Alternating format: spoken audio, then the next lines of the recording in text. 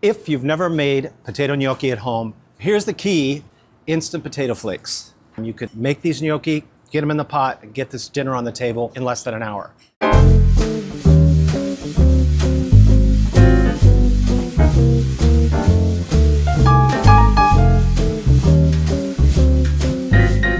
So this is really simple. First thing I want to do is hydrate the instant potatoes. Just a couple cups of water. We got 2 cups of potatoes, equal parts water. Just give that a stir. Make sure there's no dry flakes in there, dry clumps. Spread it out a little bit and let it cool off. We're going to be putting eggs in that later, so it should be cool.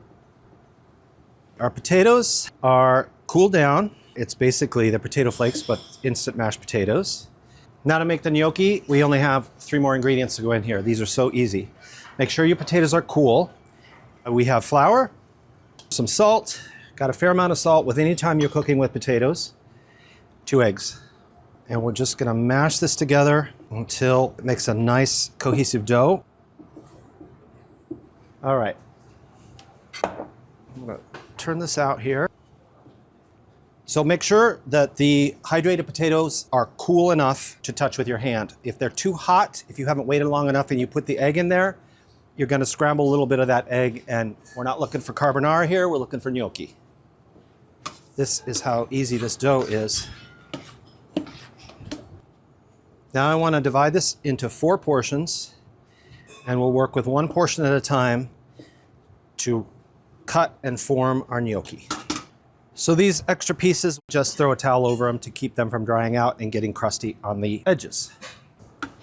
If it's a little sticky, just add a little more flour. We roll this out into an even cylinder, about 18 inches long, about 3/4 of an inch thick, and then we're going to cut 1/2 inch pieces. Keep them floured so they don't stick. So now the telltale pattern on gnocchi, the fork. We'll just put it right over the top and roll it over. Make some indentations there. This is much like a rough pasta where the sauce is going to sit in those little pockets. If your fork starts to stick, just dip it in the flour. So now the gnocchi are all formed, ready to cook and throw this dish together. It's very fast. First, boiling pot of water, a good tablespoon or so of salt. I'm going to cook half of the gnocchi first. Now these only take about 2 minutes. They're going to float to the surface, but we definitely want to cook them long enough that the egg gets cooked through and they set up.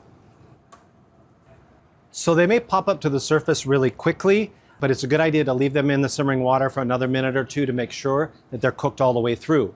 They may cook around the outside, which makes them buoyant, but if they're not cooked through, you bite into them, they're going to be kind of raw, and we don't want to bite into like a pasty dough in the center. All right, I'm going to just spoon these out, let them drain right into the bowl, and they can sit and wait for the other half of the gnocchi to cook. Second half of the gnocchi going right in. Second batch is cooked, floating there for a minute or 2. Now I'll take a little bit of this cooking water, just in case we need to thin out that sauce. Have that on standby. And just toss. Those hot gnocchi will thin out the pesto a little bit, but it's still got nice texture. It's clinging beautifully.